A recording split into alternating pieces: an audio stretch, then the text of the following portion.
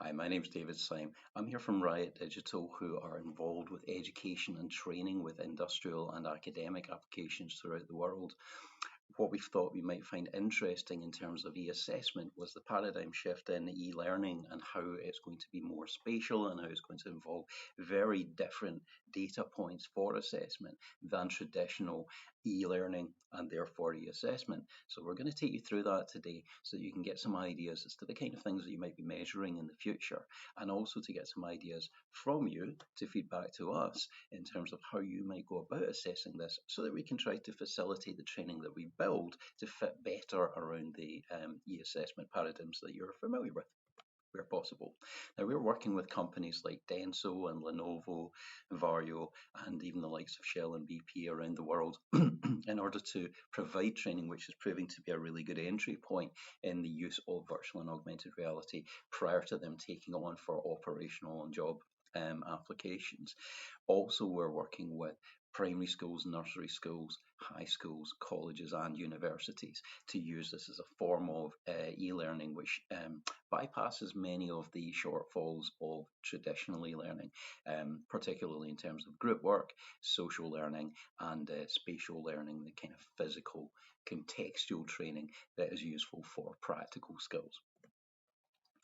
The market has grown very dramatically, as you might expect, because of things like COVID and lockdowns and people not being able to go to the physical spaces that they would normally train in or be assessed in.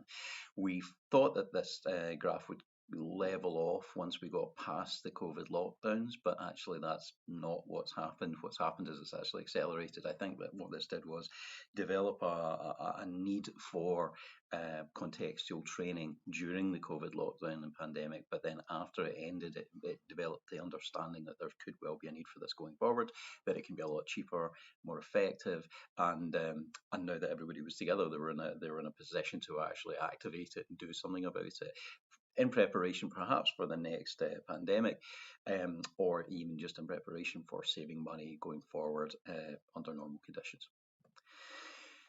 Fortunately for this industry, there's been a number of independent studies by groups like PricewaterhouseCoopers who don't have a direct involvement in virtual and augmented reality but wanted to see how effective it was for training, and they actually discovered some unexpected and unexpectedly dramatic benefits of using this system, which we're now looking into the causes of in terms of psychophysiological learning paradigms and so forth. But at the moment, what we know is from the studies that they've carried out that people are capable of learning and retaining better in these spatial immersive environments.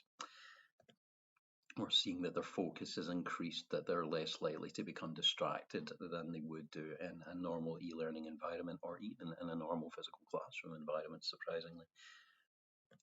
We're seeing that their connection to the content in things like soft skills training, not just things like industrial or high risk training, are actually higher than in conventional classrooms, and their confidence of acting on the training that they've received is increased fairly dramatically as well. We wanted to make this as accessible as possible to classes and to teachers and trainers around the world. And the main resistance point that we were encountering was the technology, that having to get people wearing these headsets, but also having to set them up and having to make sure that they go into the right class, not being able to see what they're doing, and it was all just making it quite difficult for students, teachers, and assessors. So what we did was we created a system whereby VR headsets arrive in a box. They're already linked and synced. They've got the class ready to go. So as soon as you put the headset on, you're in. And the lecturer can be observing what the students are doing on a tablet which comes with the device. And they can click into anybody who's having trouble, or they can observe what they're seeing from a tablet. So it means that they can have better control and oversight over the class, which is fine. However, the cost for this is never going to be zero, and some learning environments simply can't afford the extra equipment. Obviously, a lot of students can't afford the extra equipment, so we had to have another solution. So what we did was we created a system as kind of a virtual reality classroom that is web-based. That means it can be accessed through a link, obviously with various stages of security attached to it. But they can at minimum just click on a link and arrive in the class with other people in that class. It's a virtual reality class. It allows them to go on field trips to anywhere in the world to observe 3D models and animations of any content or any kind of equipment that they're being trained on. But the main thing, the most important thing, is they can do it on any device. So they could do it in anything from a virtual reality headset down to a PC or a Mac, a tablet, or their own mobile phone. We also added to this the ability for us to send out SIM cards that would allow them to have the data that they require to access this, so that again there's no cost to them. And therefore we try to bridge the digital divide between people who can afford this kind of thing, the data, the equipment, and so forth, and people who cannot. We can also provide equipment and hardware, cheap equipment and hardware like tablets and laptops from under £100, and track their movements and what they're being used for, so that they're not used for things other than learning. So we're just trying to make it as accessible as possible for as many people as possible. So what does this allow us to do? Well, here's some of the kind of training that we've been delivering, particularly in the energy sector, where there's a massive growth in demand, particularly for energy transition skills from oil and gas, for instance, over to things like renewable energy, hydrogen, offshore wind, solar, this kind of thing. Riot Digital create virtual reality training solutions for clients right across the energy sector. We work closely with our partners, including Denso and Lenovo, to help our clients to meet their local content obligations for the countries they work in. Renewable energy is a particularly demanding industry for training, with complex training requirements around a number of areas. Virtual reality allows safe and practical training on requirements such as working at heights or in confined areas, as well as intricate and potentially dangerous mechanical and electrical engineering tasks. Storing generated energy as hydrogen is particularly hazardous and requires a detailed knowledge of the controls, systems, and materials involved. All of this can be taught safely in virtual reality, like filling and manual valve operations, as shown here. All training operations are continuously monitored and shared, meaning that trainees, instructors, and assessors, located anywhere in the world, can join each other live in these virtual training environments. Sound and vision are just part of the picture. True training requires familiarity with actual controls, interfaces, and environments, for which we have a range of different physical simulators, VR, and screen-based environments. Heavy machinery requires sensitive control to navigate around obstacles, which our simulators train into the operator. Force feedback allows these operators to feel the movement and reactions of the machinery that they control, so we've made sure that our simulators do the same. This ensures that operators are familiar with the feeling of their system, as well as the sight, sound, and sequence of tasks that they'll be undertaking in the real world. So as you can see, there are a number of different environments for practical training, and you're probably already starting to see that the things which people need to be assessed on can involve things like physical movement and motion, speed, timing, position in space, and a number of things which theoretical training or theoretical e-training might not require to be tested or assessed in. So this is a very different form of training, and it's a very different form, therefore, of assessment. So we are going to be looking at how we can measure people's position in space, their gestures, and even later on we'll be talking about things like tone of voice. So there are a number of things that we need to be looking at which are going to be different now. Also, the immersion in these environments can be very, very useful for helping familiarize people with stressful situations, which can cause them to move from normal prefrontal cortex thinking and normal calm, rational decision making to amygdalic fight, flight, or freeze responses when their adrenaline increases and they stop thinking rationally. What this kind of training is good for is desensitizing people to these situations by placing them in them when they are physically safe, so we don't have to wait until they've gone through a number of processes and safety assessments to be able to put them, for instance, into working at height or working in confined spaces that might cause them to go into this irrational emotional response. We can do that straight away from the outset. We can gauge and assess how they respond to it. We can desensitize them through repeated exposure to it so that they are thinking more rationally when they're put in these situations. But also we can put them in recovery situations whereby if something in the real world happens, which is a disaster, they've been there before, they've done it before, they know how to handle it in a way that normally takes years of experience to be able to get to that stage. So this can be useful as well. Now bear in mind, we can use systems to actually gauge and test people's emotional responses, even if they're not consciously or unconsciously showing them. We'll come back to that in a minute. Welcome to the Life-Saving Rules Awareness Training, designed to safely introduce the rules in an interactive, story-driven approach. A gate valve lockout device is what we need in this case. Let's place the permit on the stand. Breathe. Hey, jump over the barrier and put that part back in the tray. Stop work. What's wrong? Stop the crane! Stop the crane! Oh God, Adam needs help! We need to save him!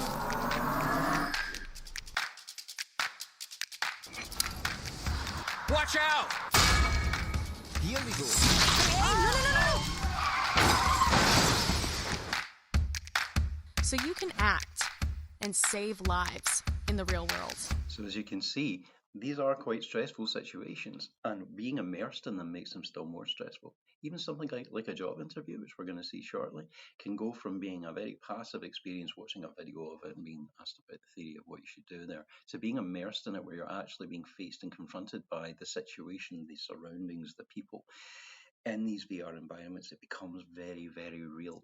And it means that it's a very different kind of training. You're not just training for the situation, you're training for your response, your emotional response, your visceral response to the situation. And this is why it can be so effective. But obviously, in some of the situations that you saw there, knowing what to say to colleagues, for instance, you're doing that wrong, you need to put your harness on, you need to be safer than that, is part of it. Not being rushed by managers coming in and telling you to cut corners is part of it. These are the kind of things which we haven't so far seen in this kind of e-learning, but it is really a big part of the virtual reality e-learning. And these are points which would be required for assessment. Major points in the system that you saw there is having the time at any point you can ask to stop work and then explain why you're stopping the working process, because you've seen a hazard, because you've seen something which requires to be dealt with before you can move on.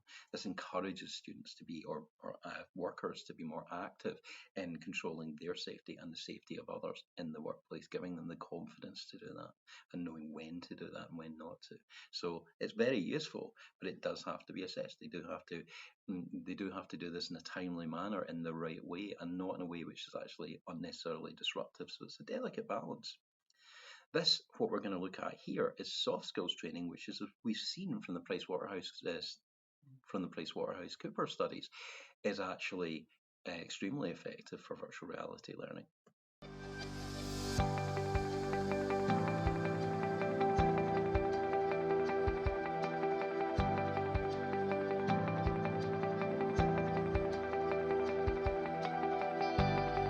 It's like what I see in our meetings. You just seem to take an age to take stuff in. Maybe it's all that Jamaican weed. How would you describe your communication with Lind?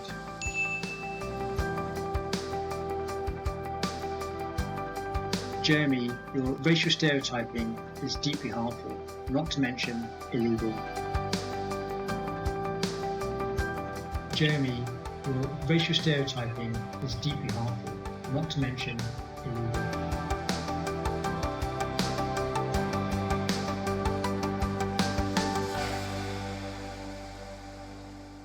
So what we were looking at there was a system which allows you to put yourself in situations where you're communicating with people, you're observing their behavior, you're then commenting on their behavior, and the system uses artificial intelligence to pick up on how you're doing that, what words you're using, what points you've covered, and what you may not have covered, the tone of voice that you're using, whether it's necessarily forthright or whether it's maybe even overly aggressive.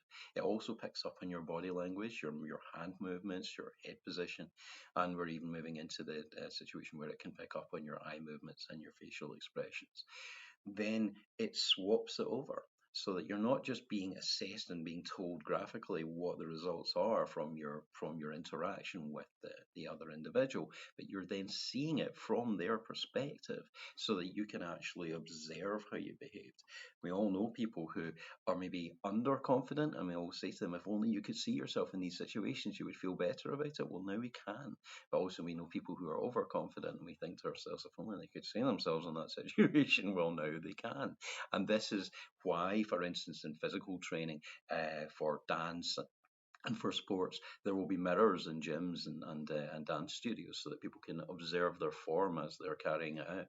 Well, this is the same thing, but it's for soft skills, it's for social situations. And this is being used across the board, not just in interview skills or in disciplinary tribunals, as we're seeing here, but in terms of clinical training for working with patients, and bedside manner skills. And remember here that artificial intelligence is your friend, because it is picking up on the results of many, many previous sessions, and what was deemed to be the correct and incorrect responses by professional assessors and professionals in the field, until it starts to be able to pick up on this to a certain extent itself. But it's still always going to require, I believe, the interaction from people like yourselves to continue to improve these systems and to continue to invigilate them as well. I think AR is a really, really important learning tool for children, particularly in the primary sector, where they can get a little bit bored of things. You present them with a book, it can be quite a dry presentation, but AR really brings that to life. Things like the ZapWorks tools allow us to create, craft our own experiences that the children can engage in.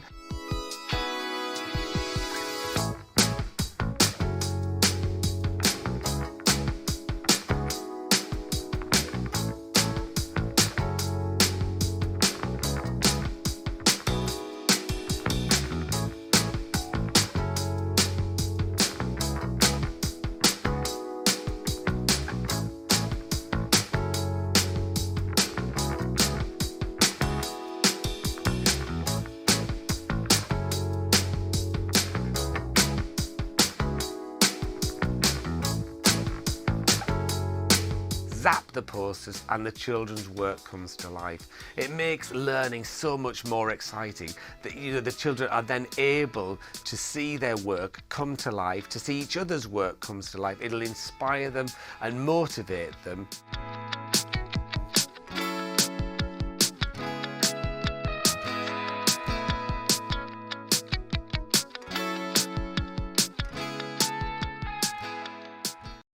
I'm smiling here because these this kind of training is so effective, and I've seen these results. I've seen these expressions on students' faces from preschool and nursery through to primary and high school. And really, what we're doing is we're using the tools which are already at their disposal, which they're already familiar with, like tablets and so forth. But we're using them in a different way, so they're not just sitting solitary and swiping through things. They're now getting together in groups and using these in physical environments, and using them to bring printed teaching media to life, but also to record what occurred from there, and to even to help, for instance, the teachers and the assessors to come up with new ways to integrate this into their pre-existing lesson plans. Now, I'd like you to try this by yourself.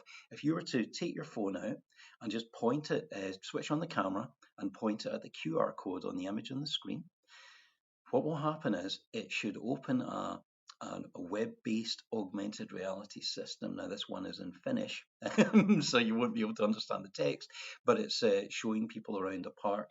Now, this image here is what we call the marker. So once the QR code is said, okay, we're using this augmented reality program, then it looks for the image for the marker to then activate it. So you would then point your phone at that again.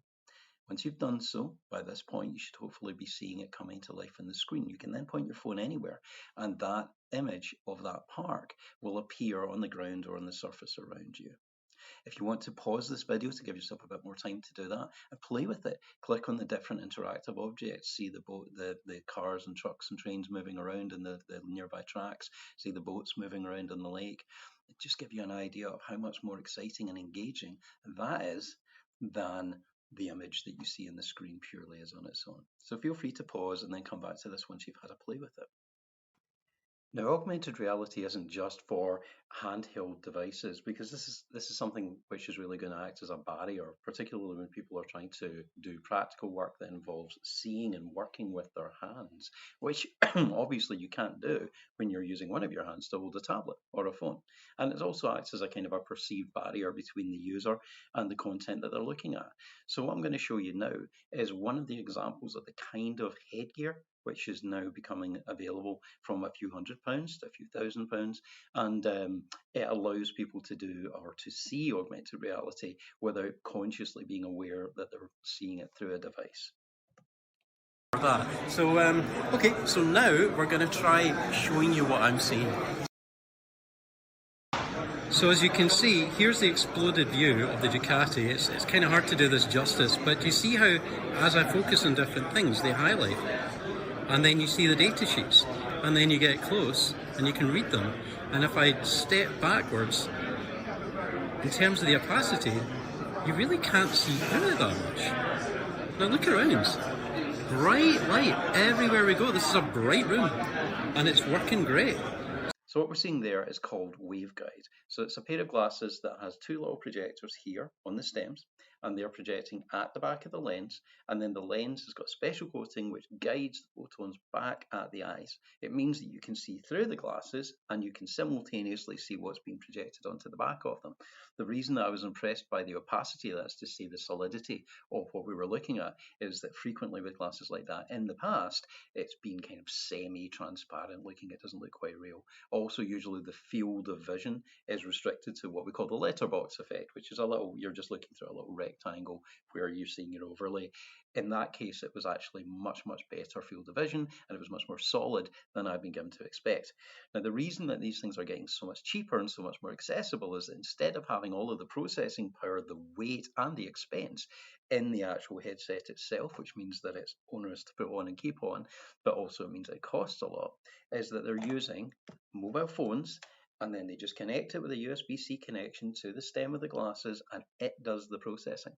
It knows where it is, it has all the batteries, it has all the processing power in it, and that has obviously been paid for by the person who's using it. It's their phone. It makes it far more accessible for people to buy just the active bit of the hardware. It means you can work with your hands, it means that you can move around in a system that we call SLAM, simultaneous location and mapping, which means that you can walk around 3D models, you can see other people in these environments, and you all can be interacting with the same models. The other interesting thing is, as you can see, I normally need glasses to be able to read, but I didn't need to put glasses underneath these lenses. It was working fine for my vision. You do get ones which have prescription lenses for people who are long-sighted or short-sighted, for instance. I'm long-sighted, but you don't always need that because it's so bright and it's so close to the eyes that usually it's visible to even people that would struggle to read normal text in a normal environment. What I'm going to show you now is a system which has been used very specifically, similar idea. You've got augmented reality, you have a lens in front of your face, but it's specifically for welding, not just general purposes like what we saw there. Now, this is part of the welding training process, and the video will show you how it takes up maybe about the first 2/3 of the welding training process and then allows people to move on more expertly to the real welding, thereby dramatically reducing the amount of gas and metal that's wasted in these real welding training environments. This is an augmented reality welding system which allows students to learn how to weld in complete safety and to be assessed and reviewed either locally or from assessors anywhere in the world. Here they can view the quality of their welds from any angle afterwards, and even using customised jigs like these, they can practice welds that they may only encounter in their industry. This system doesn't seek to replace conventional welding training, but rather to augment it. As we can see here, complex welds can be practiced first in augmented reality before the student then tries them on physical machines, reducing time and costs to qualification. So that system has proved to be wildly popular in colleges and in particularly technical colleges, but also in the training sections of large industrial companies. And so that's it's also been approved for a number of professional welding qualifications, and it's really good for reskilling people from, for instance, conventional energy to the skills that are required for renewable energy, or reskilling people from welding, they might have been a vehicle mechanic welder, to being able to now weld in for instance, oil and gas environments, which have a very different additional set of skills required, and is very, very good for fulfilling the local content obligation of skilled workers in countries when a large company moves into that country for a large infrastructure project. So there are very tight guidelines for the assessment of this, and there are very large requirements in a number of countries, particularly across Africa and the Middle East, where they really need to skill up local people.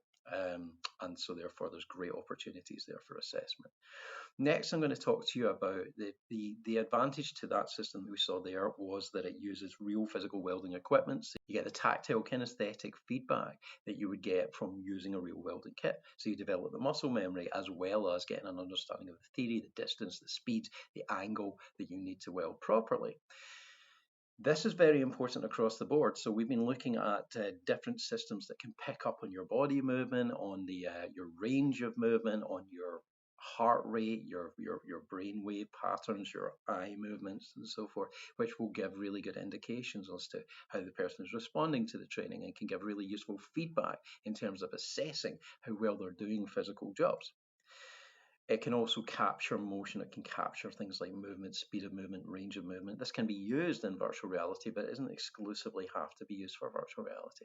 So it can be used in other forms of training environments. It's being used by the military for training people up in reducing collateral damage in active firefight situations. It's been used by the transport industry and logistics industry to monitor lifting positions and make sure that people are they're making sure that their movement when they're lifting is appropriate, making sure that their safety harnessing is appropriate when they're working at heights or climbing ladders, etc., etc. It's very, very useful.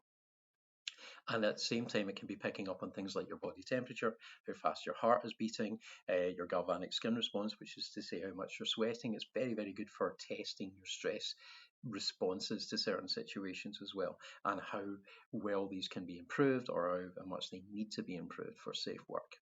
Here's a quick video to explain it. Tesla Suit is a human-to-digital interface, the only of its kind, a powerful new tool for next-gen enterprise training solutions. Tesla Suit provides deeper sensory immersion in VR environments, enabling users to safely experience stressful, hazardous scenarios as though they've lived them. Critical operating procedure is trained into reflex with haptic feedback, increasing safety and reducing risk of production delays and on-the-job injury. Tesla Suit outputs motion capture and biometrics. Trainers monitor performance and stress levels to ensure users are prepared to perform under pressure. And the Tesla Suit SDK supports easy integration with existing training applications. To accelerate mastery and scale expertise in your organization, contact us at teslasuit.io.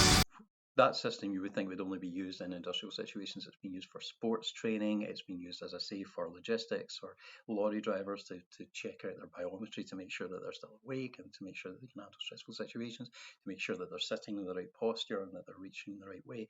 And also what's important is that we can apply the same technology to people's hand movements, which are incredibly important for a number of different environments. So what we're doing is we're speaking to the National Health Service and various health services around the world about applying the same technology in haptic gloves, that is to say force feedback gloves, which can give you tactile responses on your fingertips and on your palm. It can give you resistance when you hold onto and grasp onto solid or semi-solid objects so that you can really feel like you're there. And it will also then pick up on your movement, your range of movement, your gestures, but also what you're doing with your hands.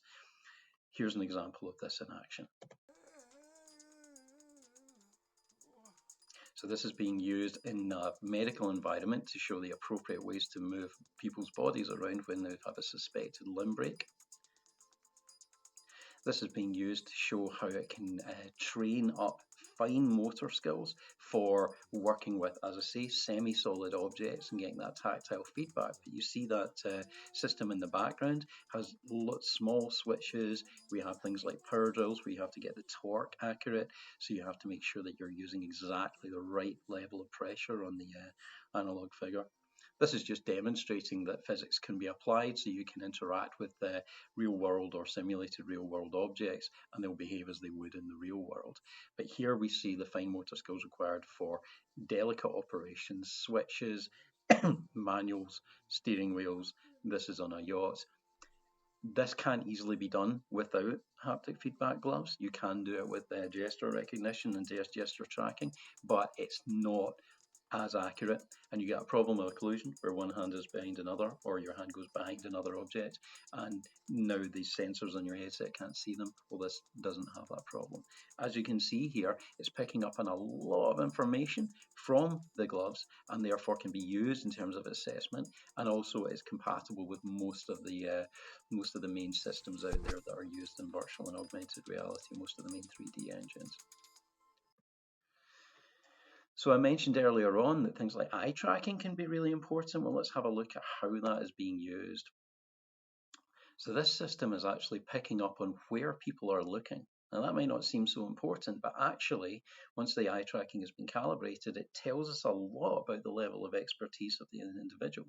For instance, in surgery, it's already been proven that when an experienced surgeon will carry out the same operating procedure with about a fifth of the moves or the movements of an inexperienced surgeon, well, the same is true of people's eye movements for things like situational awareness of first responders and fire and police rescue, where when they walk into a room, they will have a system of scanning the room for the most important components or the most important things that they need to focus their attention on, whereas somebody who is amateur to this will not have that. So not only can we gauge whether they're looking at the right things and how quickly they're finding the right things, but we can actually show them an expert's eye movements that they can learn to mimic so that they can go in and develop the appropriate situational awareness techniques based on a pre-existing expert's eye movements.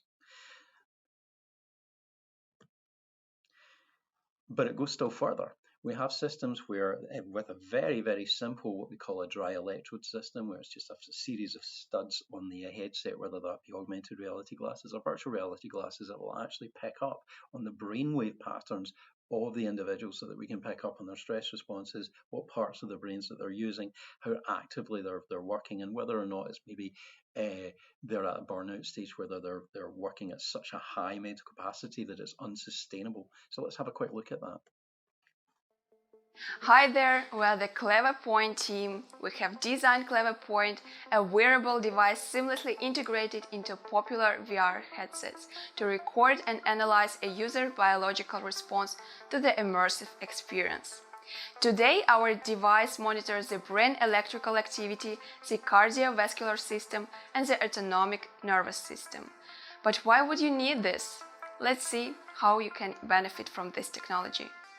Employers can assess the performance and attention of their employees within the recruitment process and day-to-day activities. In our pilot projects, we are evaluating performance, concentration, risk of professional burnout, and stress resistance. Our technology helps employers make efficient use of employee skills and abilities, plan the scope of work, improve work environment, and safety. Our algorithms detect anger, joy, depression, and relaxation. You can use this technology to answer the challenges of neuromarketing, neuropsychology, and UX research. For the first time, our technology makes it possible to use a modern biofeedback method in virtual reality. By controlling the user's condition and changing the virtual world to suit his feelings and sensations, we can effectively correct nervous system disorders such as attention deficit disorder in children and adults, memory impairment, learning difficulties, depressive and anxiety disorders. Who are we? A balanced, seasoned team of professionals with extensive expertise in IT, hardware, extended reality, neurosciences, and neurophysiology. We have shown you only 3 case studies where our technology is already making good use. But its area of application is not limited to these scenarios. We are negotiating and launching pilot projects in various fields: medicine, advertising, entertainment, human security, wellness, sport, education, and science. We are open to collaboration with VR developers, researchers, psychologists, and medical experts.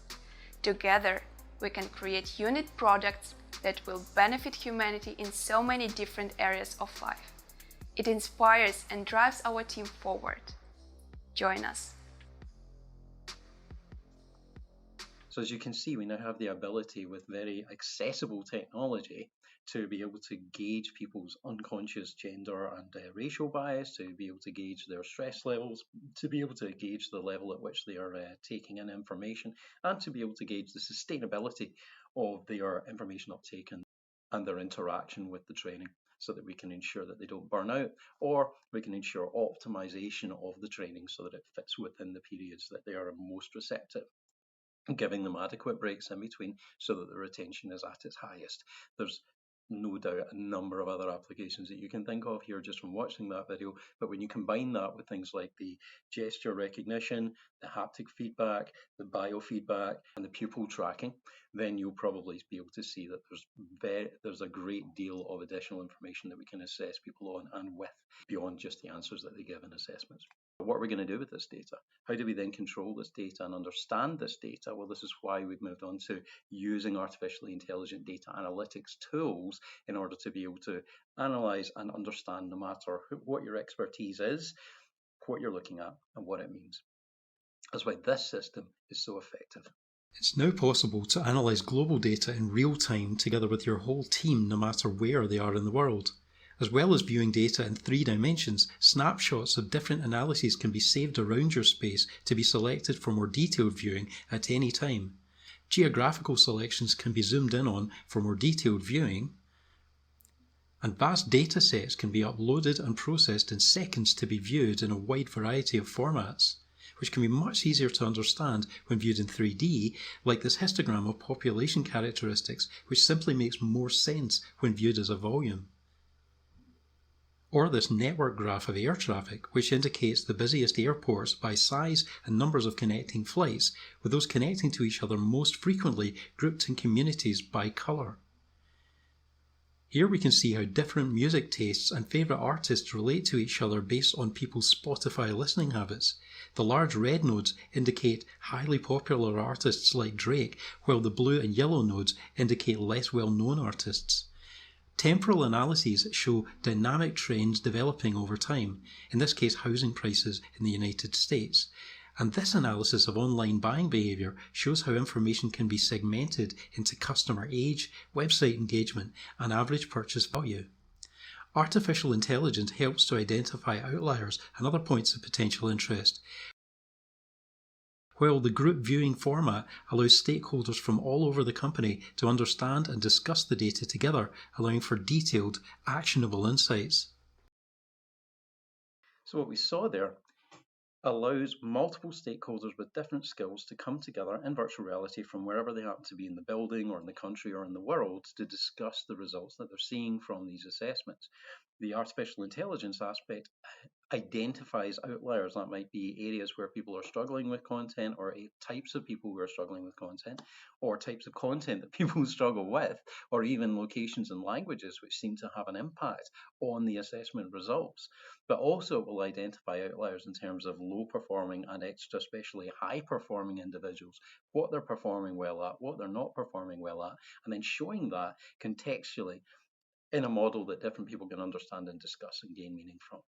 This is something which can be integrated into other pre-existing learning management systems and therefore can be used actively and effectively in applying and adapting these currently used learning management systems or assessment systems to these new types of training, such as virtual and augmented reality, because it can take so many data points like position, like eye tracking, like movement, like tone of voice, all the things that we've been discussing so far, and bring them into a meaningful whole. And then with a little bit of interaction from the team that built the system, who incidentally built the system in conjunction with Caltech and NASA's Jet Propulsion Laboratory, so they're quite clever people, can be adapted to the systems that you use to get the meaningful outcomes for what you're trying to train or assess people on. This is one of many systems. It's just one of the most indicative ones. So what are the benefits of education in XR?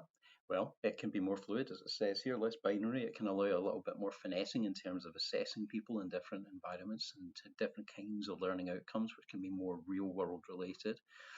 It's at the moment, though, the challenge being most of the time this has to be observed manually. Now, that could be being observed manually from people in different parts of the world, so it does reduce the amount of distance and the amount of travel emissions and so forth, the amount of time and waste in these manual observations. That's fine, but you're still going to encounter problems when you're dealing with high volumes of students, which is where having a system that can do this at a high volume but with the same accuracy and finesse of an individual human observer is going to be important, which is why we are looking at applying artificial intelligence systems like the one that we just saw there to learn through observation of successful performances what is a successful or an unsuccessful performance and why, which will be done through a process of observing manual assessors initially.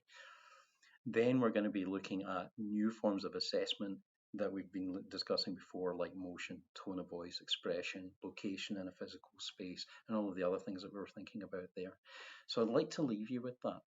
You are the experts in the assessment. You have the experience of what works and what doesn't work. You have the experience of where challenges already exist and maybe where some of this technology might help with those challenges. But equally, you have the skills and the understanding to help my industry in XR, virtual and augmented reality, to preemptively develop the training and the assessment in conjunction with you so that it can be effective. Because we are not assessment specialists, you are. So this is why we want to work with you on this to make sure the system works as well as possible for the students, for the people who are providing the training, for the assessors, and for the ultimate results of the assessments so that they're understandable, comprehensible, and fair for everybody. So I'm really interested to hear back from you on this one. And we are a very close community, the people that develop XR at the moment. So this information that's fed back from you will be shared with the community who are building these systems and tools so that they are aware of what the challenges are, what it is that you need, what it is you feel the students and the bodies that you're working with need so that we can work hand in hand with you on this. So thank you for your attention, and I'll leave my details so that if you want to get in touch and discuss this with me directly, you may feel free to do so at any time.